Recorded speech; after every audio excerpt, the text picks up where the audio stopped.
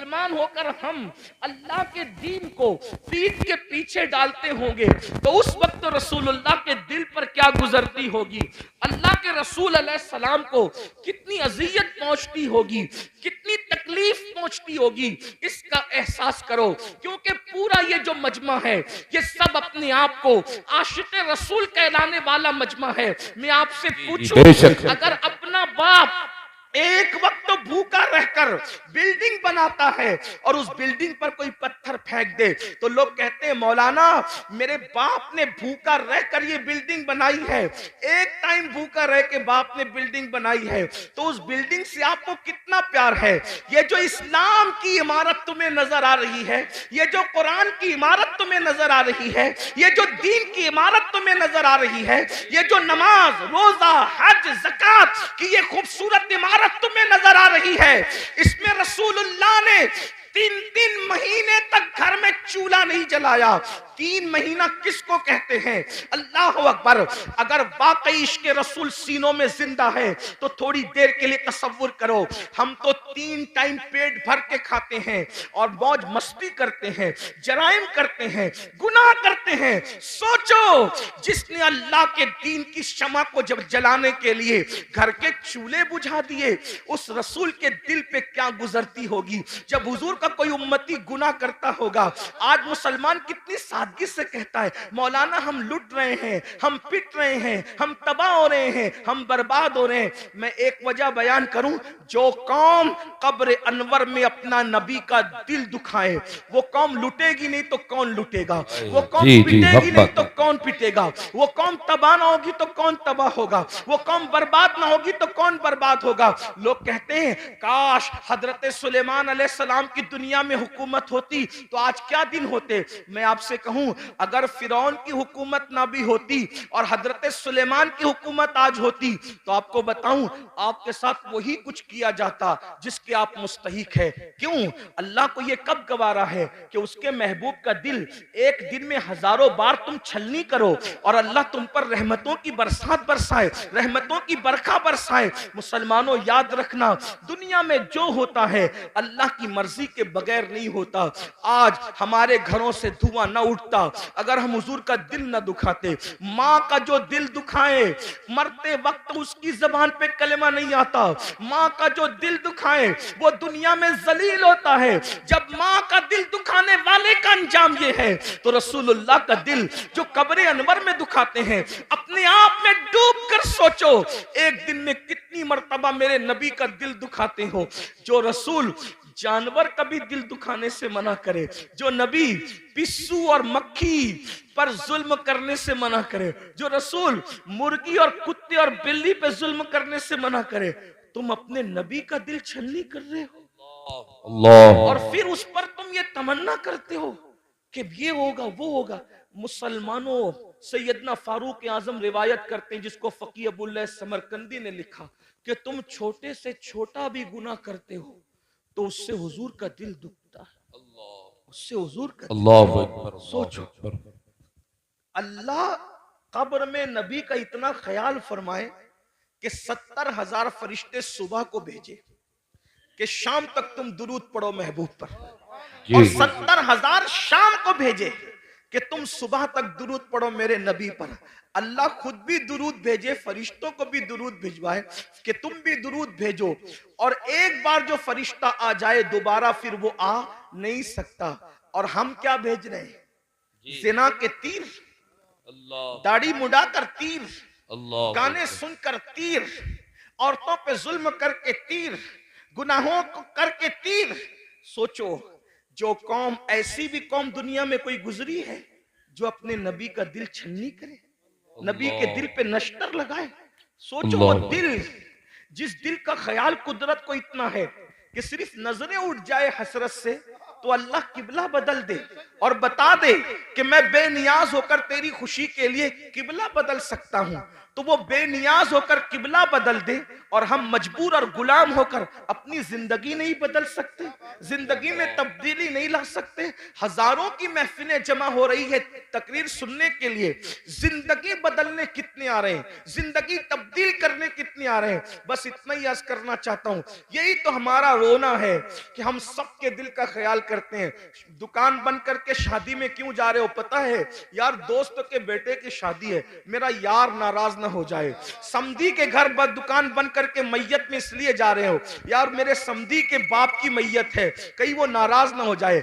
समधी की खुशी के लिए दुकान बंद हो सकती है, दोस्त की खुशी के लिए दुकान बंद हो सकती है, रसूलुल्लाह की खुशी के लिए क्या नमाज के वक्त तो दुकान बंद नहीं हो सकती?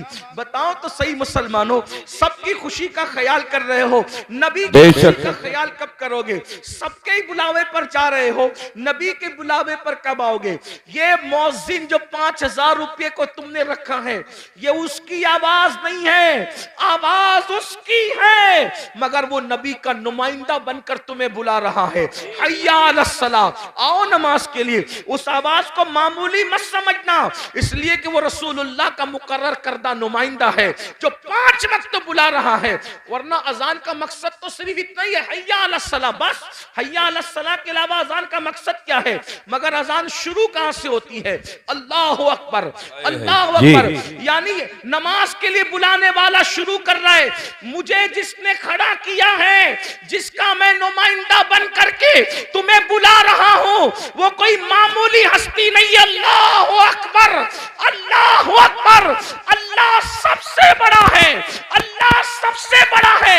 ज़हन में सवाल आता है, जब अल्लाह सबसे बड़ा है तो वो है कैसा? अशहदु अल्ला इलाहा इल्लल्लाह, अल्लाह के सिवा कोई माबूद नहीं है। उसकी निशानी क्या है? अशहदु अन्ना मुहम्मदुर रसूलुल्लाह, मोहम्मद अल्लाह के रसूल सबसे बड़ी निशानी है। बोलना क्या चाहता है? हय्या अलस सलाह, आओ नमाज की तरफ। नमाज की तरफ आऊंगा तो क्या मिलेगा? हय्या अलल फलाह, नमाज के लिए आना तेरा काम है, कामयाबी अता करना उसके करम पर। नारे तकबीर, नारे रिसालत, मसलके आला हजरत औलादे रसूल हजरत सैयद अमीरुल कादरी साहिब क़िबला।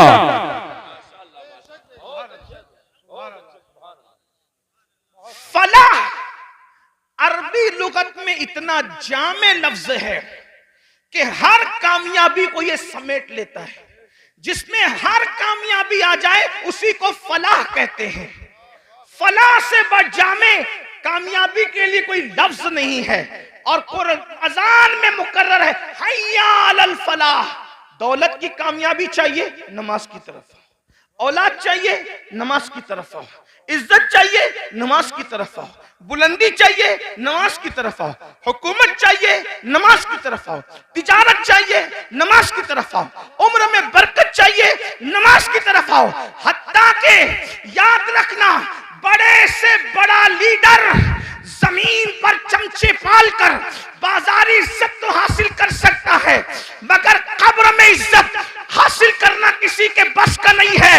मगर नमाज वो अजीम सरमाया है जिसको पढ़ने के बाद आदमी कब्र में भी इज्जतदार हो जाता है। शर्त यह कि सीने में इश्क रसूल हो। मेरे इमाम कहते हैं, नकीरैन करते हैं ताजीम मेरी, नकीरैन करते हैं ताजीम मेरी, फिदा हो के तुझ पे ये इज्जत मिली है। अगर नमाज पढ़ोगे तो कब्र में फरिश्ते भी इज्जत से पेश। आपसे आप कहते हो ट्रेन में टीसी इज्जत से पेश नहीं आता। मैंने कहा नमाज पढ़ा होता तो ऐसा नहीं होता। हुजूर से वफा की होती। यार कब्र में जब फरिश्ते इज्जत से पेश आ सकते हैं तो ट्रेन के टीसी की क्या हैसियत है? जो नबी से वफादारी फरिश्तों के दरमियान मुअज्जज बना दे, वो पुलिस के दरमियान मुअज्जज क्यों ना बनाएगी? वो मालदारों के दरमियान मुअज्जज क्यों ना बनाए? आप देखो बहुत सारे उलमा आपके दरमियान आते हैं, उनकी माशी हालत उतनी मजबूत नहीं होती जितनी तुम्हारी होती है, फिर भी तुम हाथ बांध के क्यों खड़े रहते हो उनके सामने? खुदा ने करोड़पतियों को एक आलिम के सामने हाथ बांध के क्यों खड़ा करवा दिया? अल्लाह बता रहा है देख ले मेरे वफादार पर इनाम। यहां मालदारों को हाथ बंधवा दिया है और कब्र में नकीरैन इज्जत करते नजर। नबी से वफा तो करके देखो, सबके लिए वफा, हुजूर के लिए वफा नहीं। बात दूर निकली। अर्ज कर रहा था, इब्तिदाई दौर है इस्लाम का, मदीने मुनव्वरा में सिद्दीक अकबर रावी है। सिद्दीक अकबर कहते हैं, मुझे इतनी भूख लगी थी कि मेरे घर में कुछ नहीं था।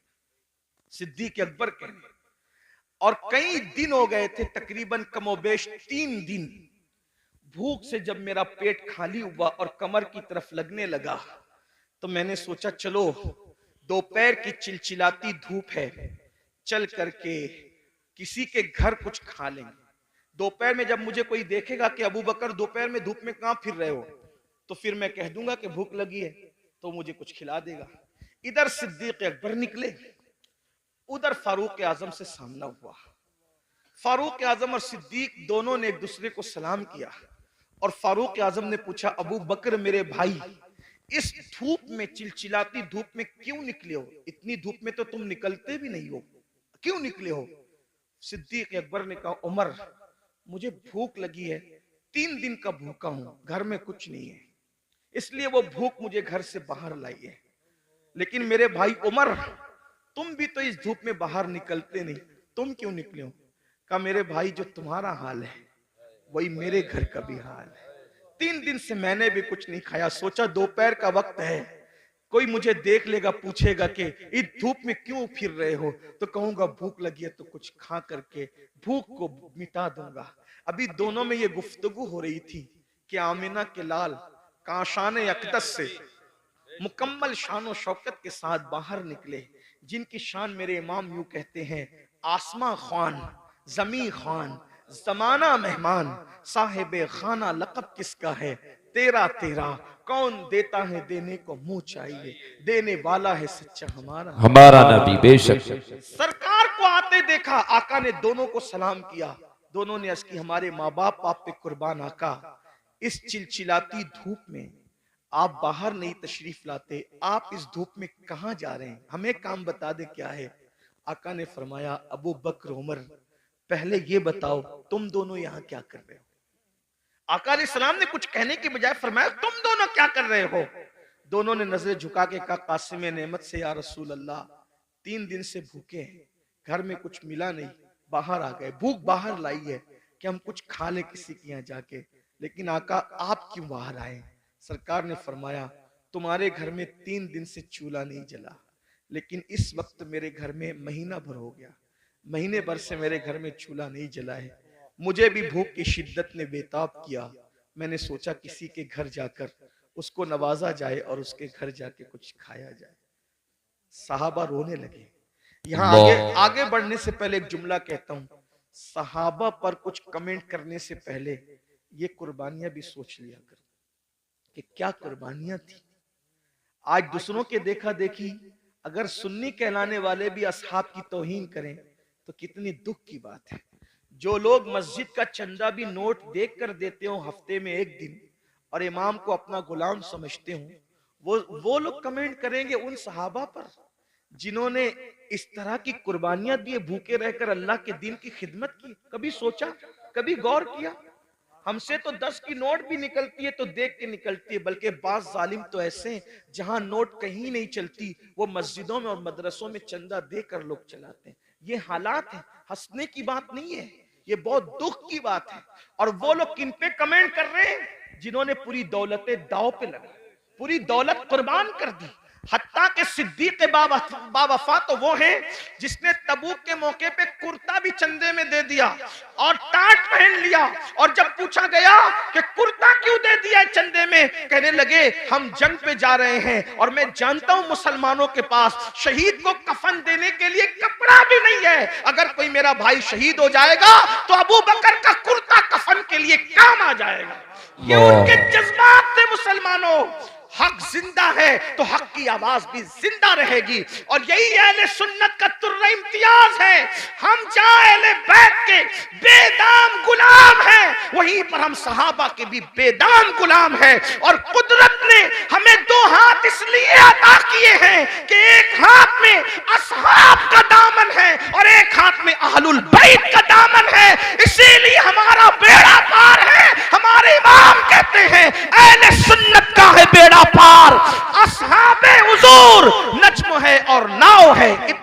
रसूलुल्लाह की। बेशक बेशक बेशक, सुभान अल्लाह सुभान सिद्दीक अल्लाह। फारूक को आका ने फरमाया, महीने भर से मेरे घर में चूल्हा नहीं जला।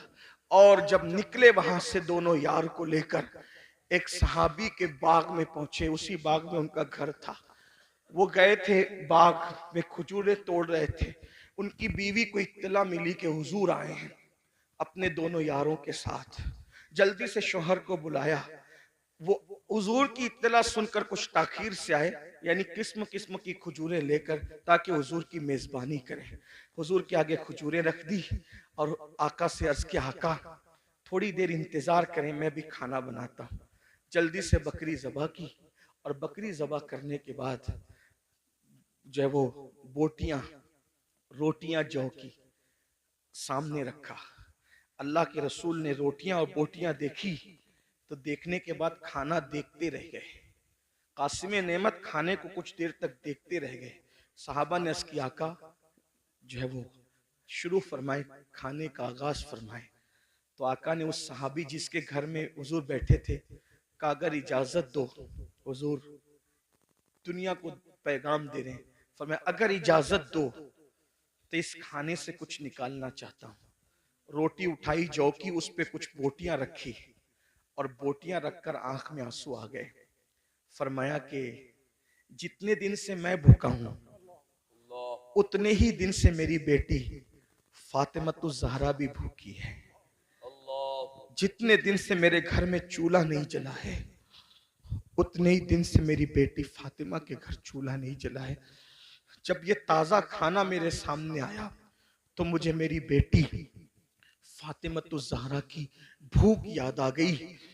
एक काम करो, पहले उसे ले जाकर दे दो, मेरी बेटी खा ले, उसके बाद मैं खाऊंगा।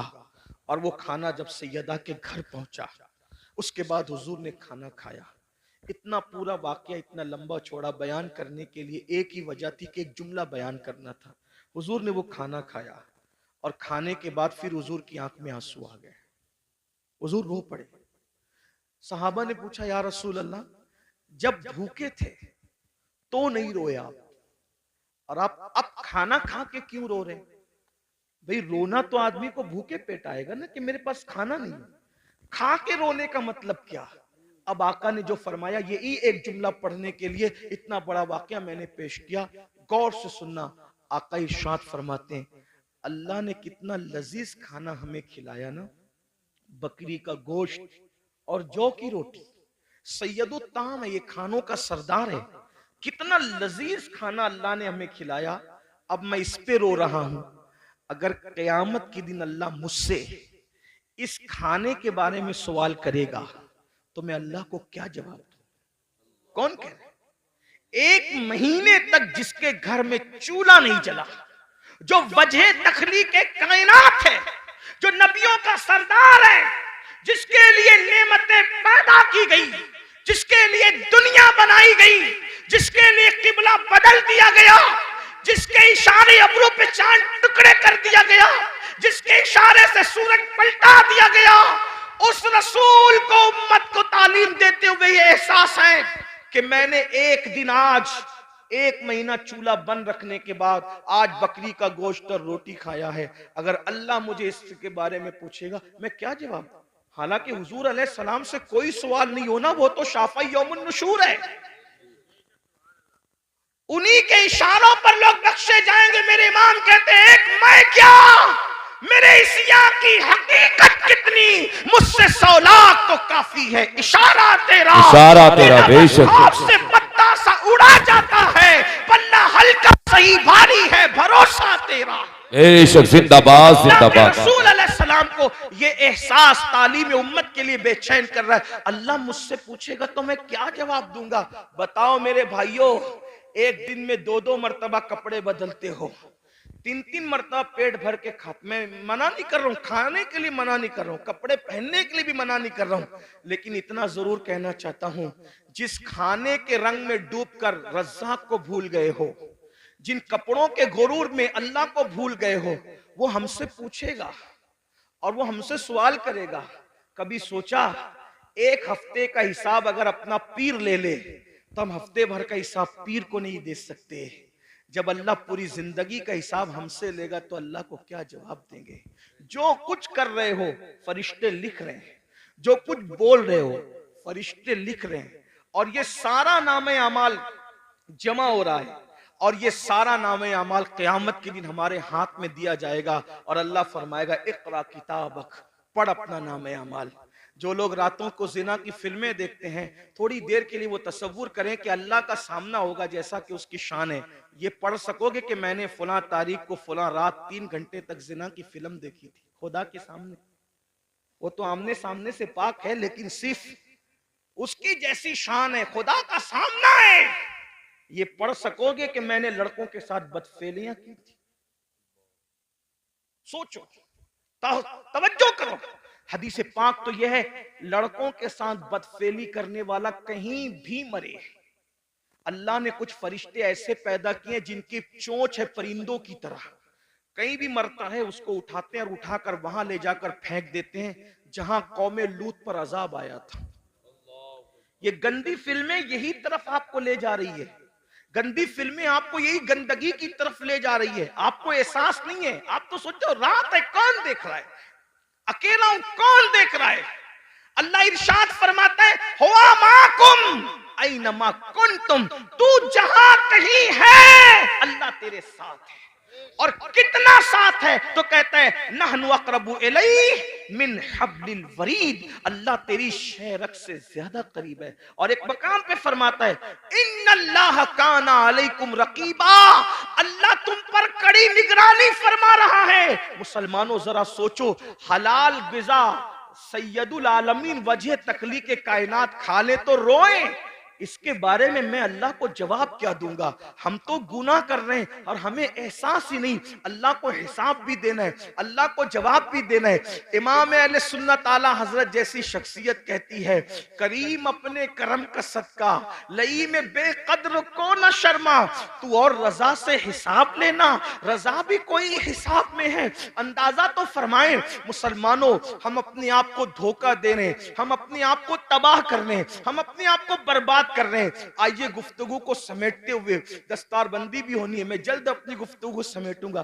कौन कौन लोग हैं, कौन कौन लोग हैं, कौन लोग हैं जो हिसाब को याद करके रोते रहे, हिसाब को याद करके रोते?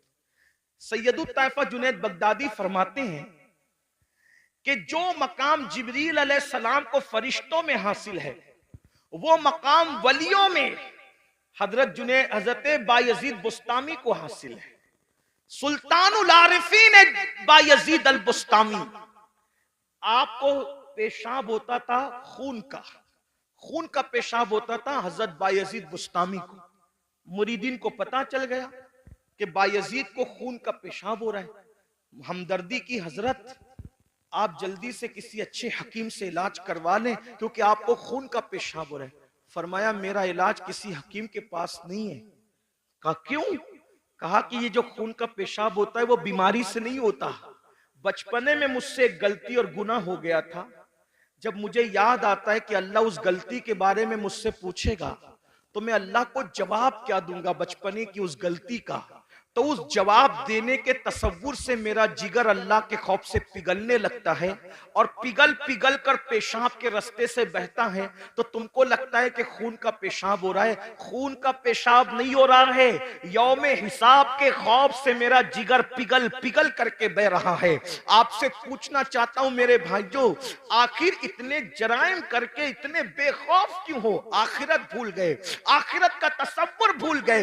हजरत सैयदना मारूफ अल करकी वो बुजुर्ग हैं कि गौसे पाक फरमाते हैं सबसे ज्यादा अगर मुझे किसी मजार से फैज मिला है तो वो सैयदना मारूफ करकी का मजार है। गौसे पाक जिसके मजार पे जाकर चिल्ला करे वो मारूफ करकी कैसे बुजुर्ग होंगे? गौस पाक कहते हैं अगर कोई हाजत पेश आए तो मारूफ करकी के वसीले से जो दुआ की जाती है अल्लाह ताला उस दुआ को कबूल फरमाता है। ये मारूफ करकी हैं। फरमाते हैं 40 साल हो गए मैंने आसमान की तरफ कभी नजर नहीं उठाई। 40 साल से। लोगों ने पूछा क्यों? तो फरमाया एक गुनाह हो गया था।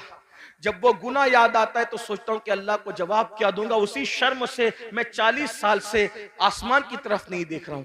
अब मारूफ करके जिसके वसीले से गौस पाक दुआ करते हैं, उनका गुनाह क्या था वो भी सुन ले, ताकि आप गलत फहमी का शिकार न रहे।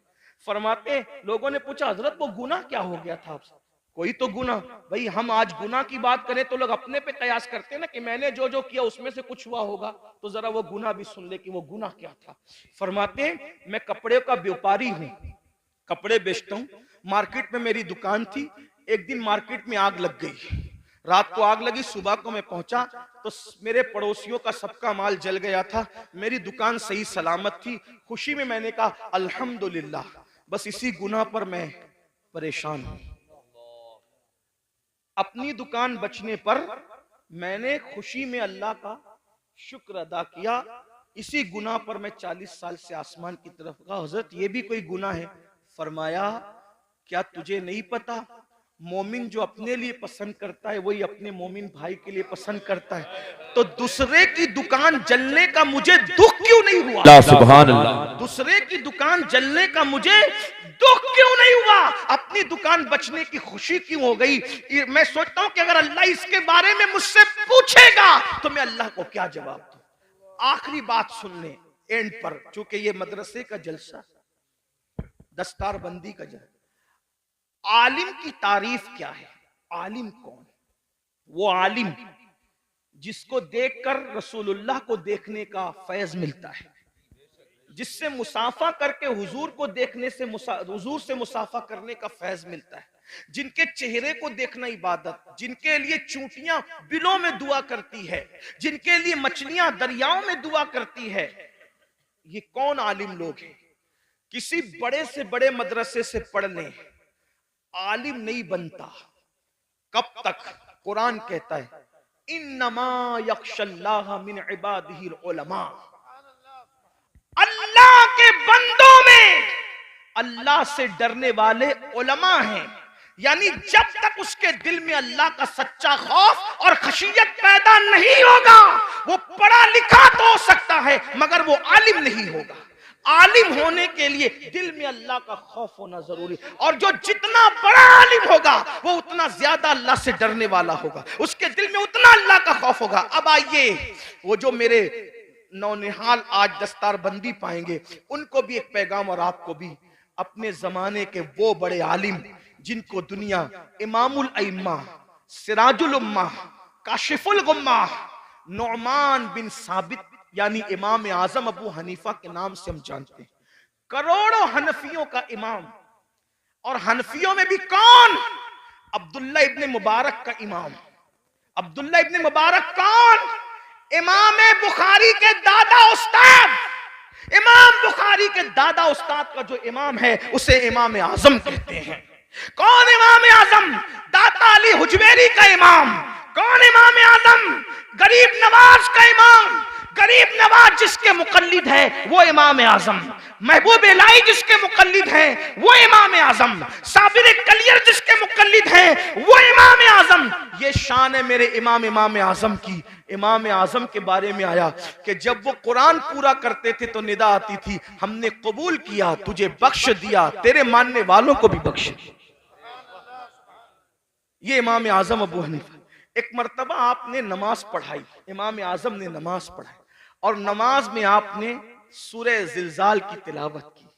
इज़ा ज़ुलज़िलतिल अर्दु ज़िलज़ालहा व अख़रजतिल अर्दु अथक़ालहा व क़ालल इंसानु मा लहा यौमइज़िन तुहद्दिसु अख़बारहा बिअन्न रब्बका अवहा लहा। ये सूरह मुबारका पढ़ी और क़यामत का और यौम हिसाब का मंजर याद आ गया तो इमाम आजम अबू हनीफा की आंखों में आंसू आ गए। और जब इस पर पहुंचे, फमन यअमल मिस्काल ज़र्रतिन खैरन यरा व मन यअमल मिस्काल ज़र्रतिन शर्रन यरा।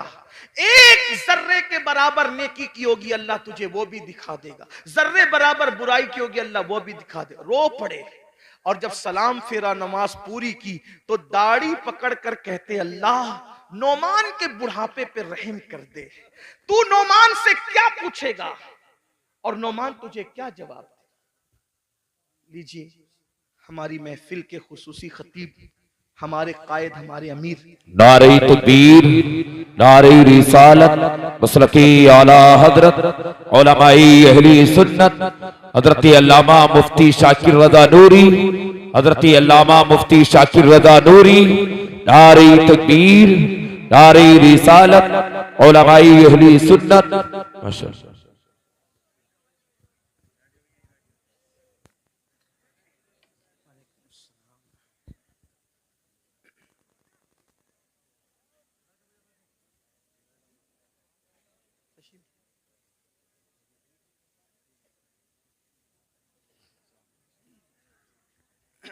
बैठ जाएं, दुरूद शरीफ पढ़ने। रब्बि सल्लि व सल्लिम दाइमन अबदा अला हबीबिका खैरुल खल्क़ि कुल्लिहिम सलातु व सलामुन अलैका या जद्दल हसन वल हुसैन। हज़रत तशरीफ़ ले आए। हज़रत का ये खिताबों का मैं मुख्तसर अल्फाज में अपनी बात मुकम्मल कर रहा हूँ। तो आइए हम उस खतीब को अब सुनना चाहते हैं जिसकी खिताबत ने इनकलाब पैदा किया दुनिया भर में। चंद अल्फाज में अपनी बात पूरी करता हूँ। जब आपने ये सूरह मुबारका का इख्तिताम पढ़ा, फमन यअमल मिस्काला ज़र्रतिन खैरन यरा व मन यअमल मिस्काला ज़र्रतिन शर्रन यरा, जर्रे बराबर अगर तूने नेकी की होगी अल्लाह तुझे वो भी दिखाएगा, जर्रा बराबर बुराई की होगी अल्लाह तुझे वो भी दिखाएगा। और फिर आप रो पड़े, पूरी नमाज रोते हुए गुजारी, और जब आप नमाज मुकम्मल कर चुके लोग उठ उठ करके चले गए तो आपने दाढ़ी पकड़ करके कहा, अल्लाह नोमान के बुढ़ापे पे रहम फरमा, तू नोमान से क्या पूछेगा और नोमान तुझे क्या जवाब देगा। इसी तरह रोते रहे। मस्जिद के जो मुअज्जिन थे वो चिराग जो वो बुझाने के लिए, दरवाजा बंद करने के लिए बार बार आते जाते रहे। आपके मोटे मोटे आंसू फर्श पर टपकते और इसी तरह आप रोते रहते। बिल आखिर जब पूरी रात रोने में गुजर गई और उसके बाद सुबह का वक्त आया, फज्र के वक्त का आगाज हो गया, फज्र के वक्त की इब्तिदा हो गई, तो फिर उसके बाद मुअज्जिन जो आपका शागिर्द भी था आके लौटने का सवाल ही पैदा नहीं होता। जब उसके पैरों की आहट सुनकर आपने अल्लाह अकबर मुड़ करके देखा तो शागिर्द खड़ा था। उससे फरमाया कि ये बता क्या मस्जिद बंद करने का वक्त आ गया? तो शागिर्द कहता है, हुजूर मस्जिद बंद करने का नहीं, अब तो मस्जिद के दरवाजे खोलने का वक्त आ गया। सुबह हो गई है, फज्र हो गई है और आप रात भर जो है वो रोते रहे, आंसू बहाते रहे। मैं आता रहा जाता रहा, आता रहा जाता रहा। तो इमाम आजम फरमाते हैं, क्या तूने मुझे रोते हुए देख लिया? तो वो कहता है, हुजूर आप पूरी रात रो रहे थे। फरमाया, तुझे अल्लाह की कसम देकर कहता हूं, जब तक मैं जिंदा रहूं उस वक्त तक ये वाकया तू किसी से बयान मत करना कि नोमान आखिरत की फिक्र में रात रात भर रोते हैं, क्योंकि उसकी शान बेनियाजी से डर लगता है कहीं ऐसा ना हो जाए कि ये कह दिया जाए नोमान हमारे लिए रोता था और सुबह को उसकी तशहीर कर दिया करता था। अल्लाह अकबर, अल्लाह अकबर। आप अंदाजा फरमाए, मेरे आका सल्लल्लाहु अलैहि वसल्लम के दीवानों, जिनके मुकल्लिदीन में दाता अली हुजवेरी जैसे, गरीब नवाज जैसे, अब्दुल्ला इब्न मुबारक जैसे, दाऊद ताई जैसे लोग जिनके मुकल्लिदीन में हो, वो लोग आखिरत को याद करके इस तरह रो रहे हैं। और यहाँ हाल ये है, 5 कलमे भी याद नहीं, नमाज का तरीका भी याद नहीं, गर्मी में इस्तिंजा की सुन्नतें क्या है और सर्दी में क्या है, किस तरह से गर्मी और सर्दी के अहकामात बदलते हैं, हमें यह भी शऊर नहीं है। वुजू किस तरह एहतियात से करना चाहिए हमें वो भी नहीं पता। मैं तो अक्सर अपने भाइयों को कहता हूं, एक अच्छा आलिम जिसकी नजर फिक़ही मसाइल पर हो, अगर हम उससे अपना वुजू चेक करवा लें तो वो हमें नाकाम कर दें। जब आलिम के सामने हम अपना वुजू साबित नहीं कर सकते तो आलिमुल गैब के सामने हम आखिर कौन सा अमल साबित कर सकेंगे और हमारी हैसियत क्या होगी? अंदाजा तो फरमाए मेरे आका अलैहिस्सलाम के दीवानों, हालात ये हैं और हमारी कैफियत ये है कि हम जन्नत में न जाएंगे तो कौन जाएगा। हुजूर ताजुश शरिया अलैहि रहमान ने शायद हमारे लिए इसीलिए ये शेर कहा था कि मैं गुनाहगार हूं और बड़े मर्तबे की ख्वाहिश, मैं गुनाहगार हूं और बड़े मर्तबे की ख्वाहिश, मेरी तौबा ए खुदाया मेरे नफ्स की बदी है। हमारा हाल ये है। अल्लाह अकबर। इसलिए मेरे भाइयों, इतने जराइम करके हम जो बेहिसाब जन्नत के ख्वाब देख रहे हैं, कहीं ना कहीं हम खुशफहमी का शिकार है।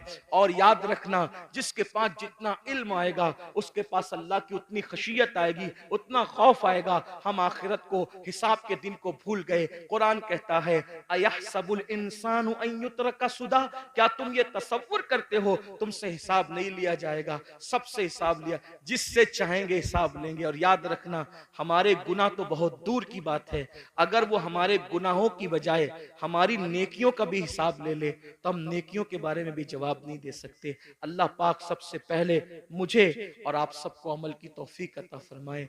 मेरे इमाम फरमाते हैं, अल्लाह अकबर, करीम अपने करम का सदका लई में बेकद्र को न शर्मा, तू और रजा से हिसाब लेना, रजा भी कोई हिसाब में है। अपनी दुआओं का हिस्सा बना लो कि काश अल्लाह हमसे हिसाब न ले। मेरे इमाम यूं अर्ज करते अल्लाह की बारगाह में, और बड़े मजे में फरमाते हैं, अर्ज करते हैं, सदका प्यारे की हया का न ले मुझसे हिसाब, सदका प्यारे की हया का न ले मुझसे हिसाब, बख्श बे पूछे लजाए को लजाना क्या है।